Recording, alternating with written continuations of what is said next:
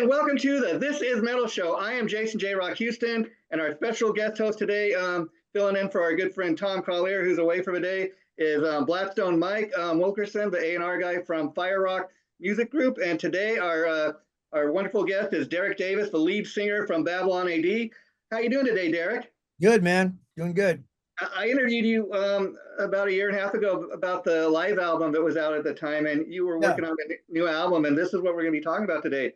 Rome wasn't built in a day. Now, I got to tell you, from top to bottom, it's one of my favorite albums that came out this year. I mean, not a bad track on the album. So just listening, I can tell all the hard work that went into this. So talk a little bit about that.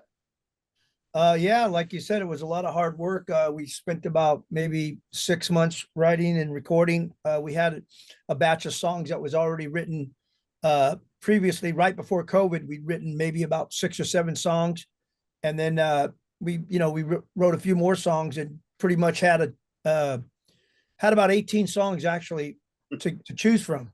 So it was pretty cool. And we demoed all the songs, and then we sent them out to a few friends of ours and a few relatives that have known the band, of course, forever, and kind of like did a survey.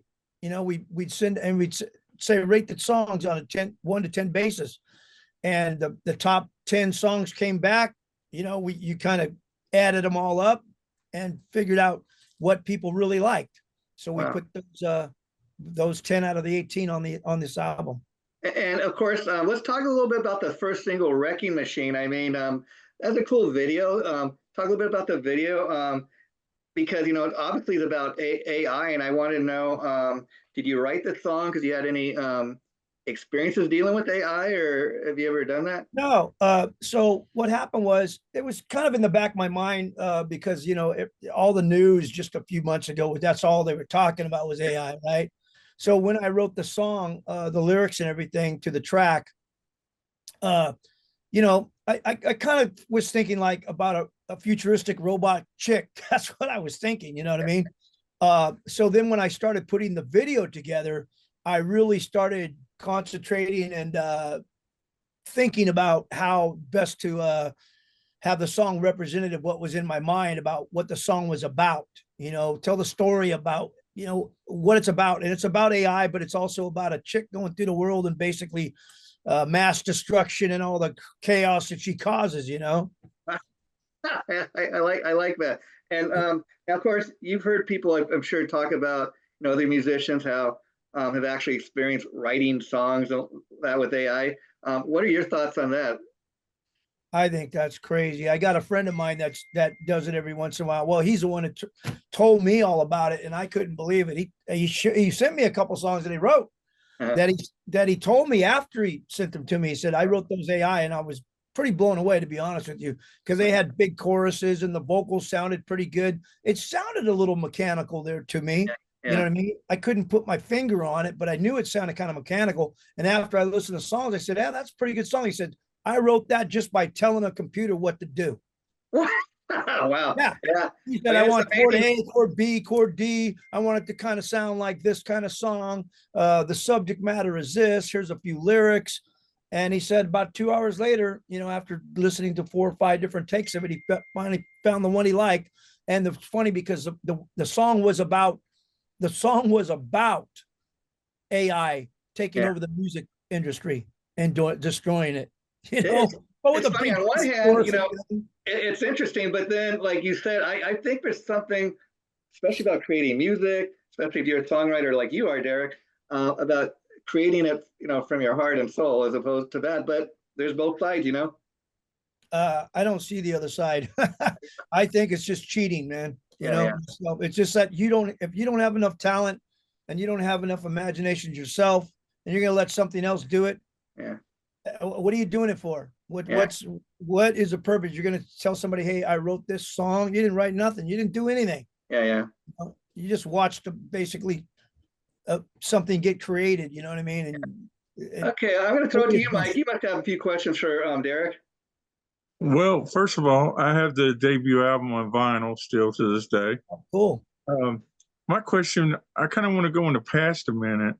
I've got a question for you in the sense that, do you think that Babylon AD would have been bigger if you all would have came out maybe 2 years before when you came out? Yeah, I think the band feels that way. I think we've always felt that way. And I also think that if we would have been able to release our ballad Desperate, which, is pretty popular ballad. And when we play it at shows, everybody knows it, sings word for words. And everyone has always said since the record came out, why wasn't that song a single? Why wasn't it a single? And I just think that, like you said, it wasn't just a matter of us coming out maybe a year or two a little bit late. It was a matter of not having the right song at the right time.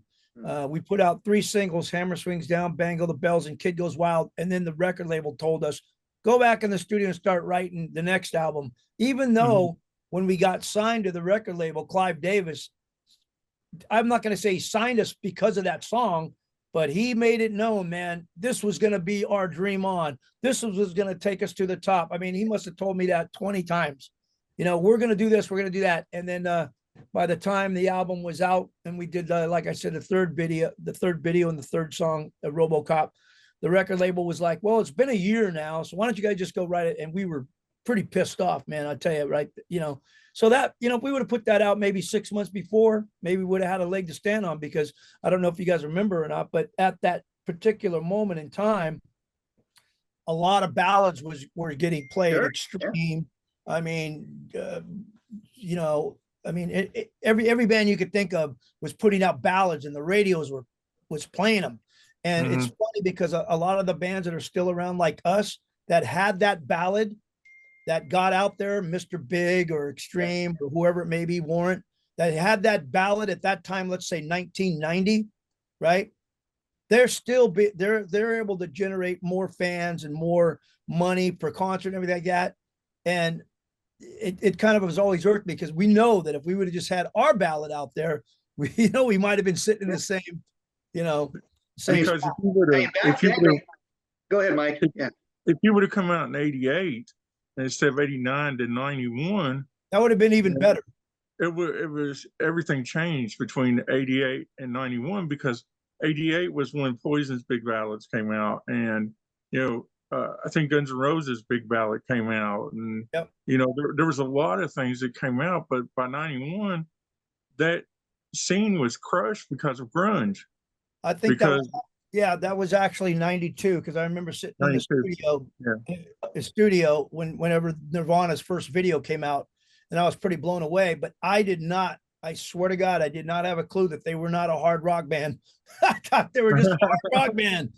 And all of a sudden it was like, no, man, you're hair metal. And I didn't get that at first, Why? Because we have long hair. I mean, somebody put that quote out there, and it just basically destroyed bands that were like us, although Nirvana had long hair. So I didn't get it. Yeah. I almost wonder if that's why Bon Jovi cut his hair back then, because I don't want to be considered hair metal. So did Metallica, remember? Yeah, Metallica did too. Yeah, after they even made an album without no lead guitar. It was like, what the hell's going on here? Yeah, talk about following somebody else's trend. They changed their look on Load and Reload. Remember, they were wearing makeup and cut their hair and were wearing like a nail polish, because I've seen them on that tour. I mean, it was like they went from this way to that way real quick, Yeah. Metallica.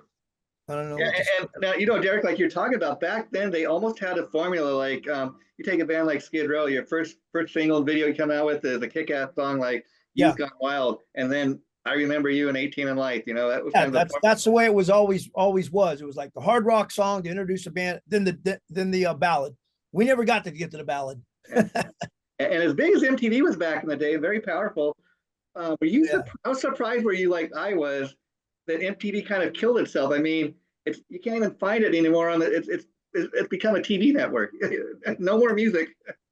It's hard to believe. It's almost like they committed suicide in a way, but I don't know.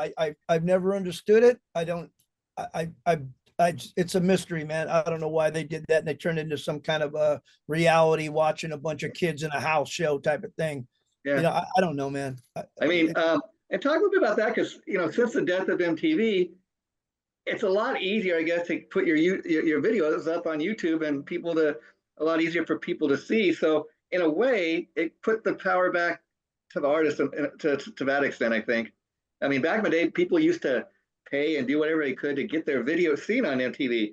Uh-huh. And it's not like that now, of course. Yeah. Yeah. Yeah, that was the format of how it was, but I still think you know, that there still is a market for it.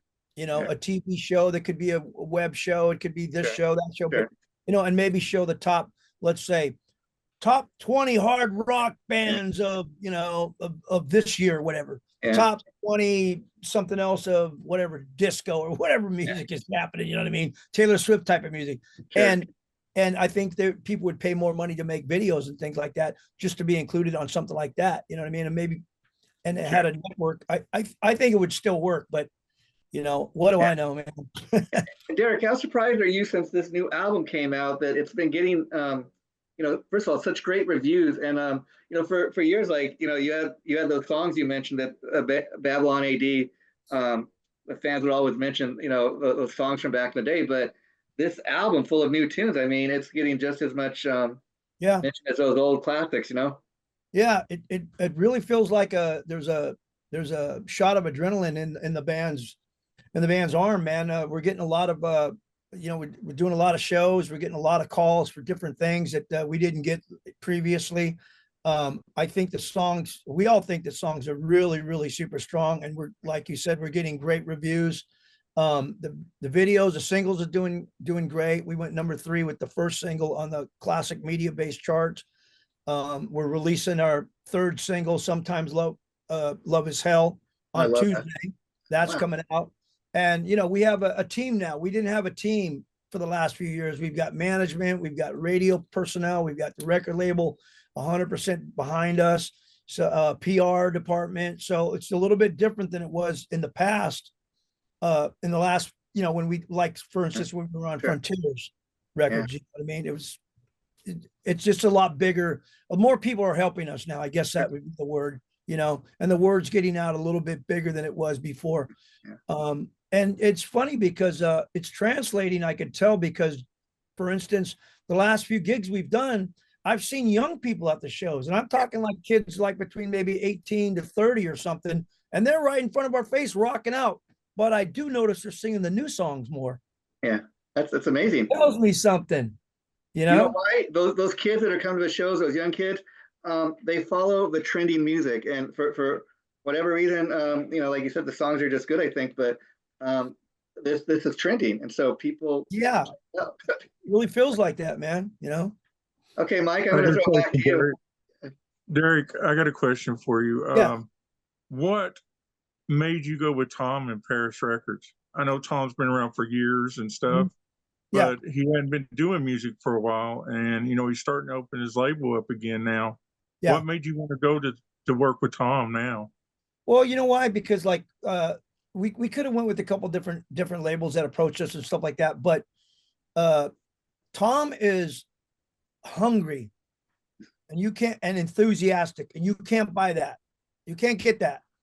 It may be a small label, but there's 100% commitment versus a bigger independent label that maybe have 15, 25 people working there, and they have, you know, 7 or 8 or 20 bands.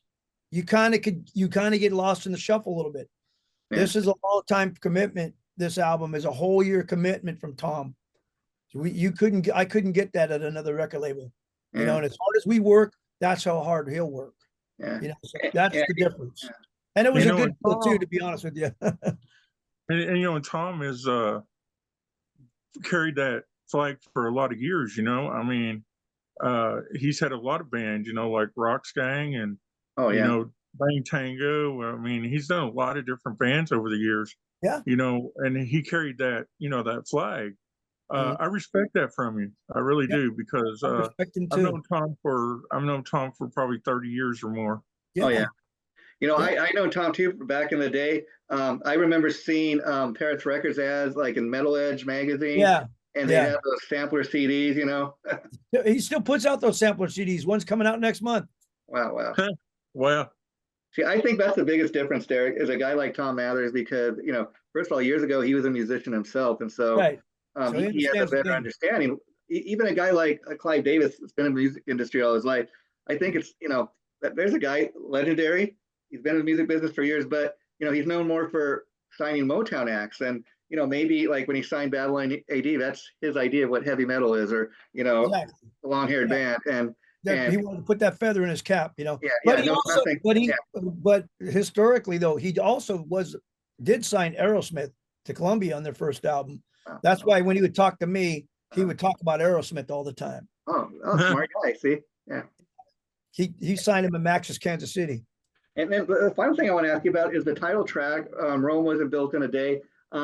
Because I love the track. There's something, it's just kind of catchy. It gets in your ear, but and it's kind of, I don't want to say it's a pop tune, but it's probably the most kind of radio friendly tune on the entire album. Yeah.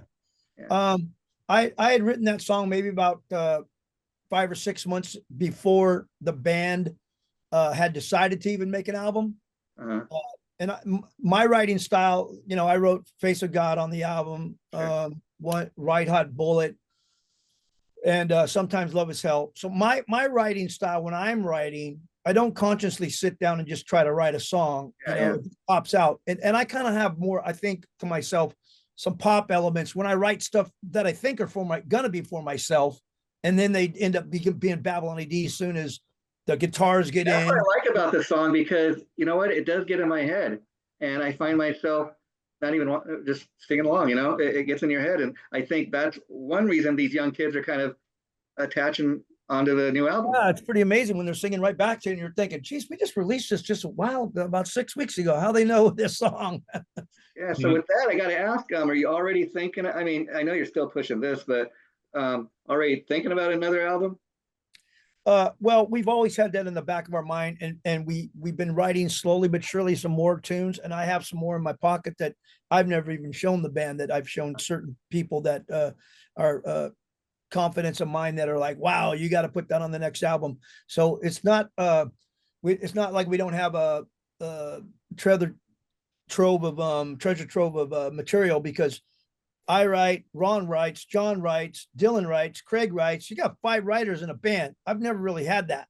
Oh, wow. Ever, so, and Craig and Dylan, who just joined the band about 1.5 years ago, are a great asset because of that. Because now I have, a bigger well to pull from, you know what I mean? And so that must kind of be a great feeling. I think that's maybe too why these songs maybe sound a little different, because you got more than just one guy writing the tunes. Yeah, and then I tell them each, do your thing, man.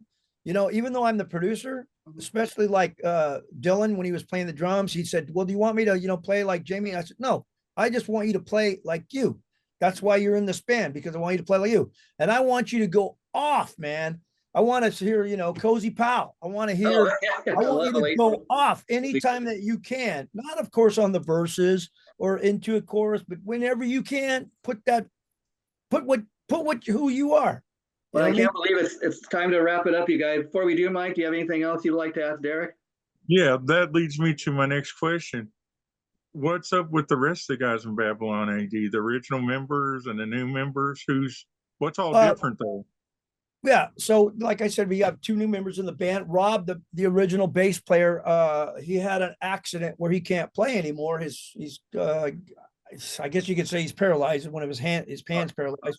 And James, the original drummer that had been with us since the very beginning, he just did not want to go on anymore. And we offered him the gig when we signed the record deal with Paris and everything. And he just said, look, man, I just don't want to do it anymore. So it was no big, there wasn't like, you're out of the band or any of that kind of shit. You know what I mean? It was just like, he lives in Vegas now and he's doing his own thing, musical thing. So he just felt like he just didn't want to go on anymore, And the rest of like, we're going to go again. It was great talking to you. It's going to go on probably about 2 weeks. I'll let you know once I have a date for it. I don't mean to direct you off, just the Zoom, that it'll cut you off. Yep. Take care, my friend. It was good talking to you. We'll definitely talk again in the future. Bye-bye. Okay. Catch you guys later, man. Bye-bye.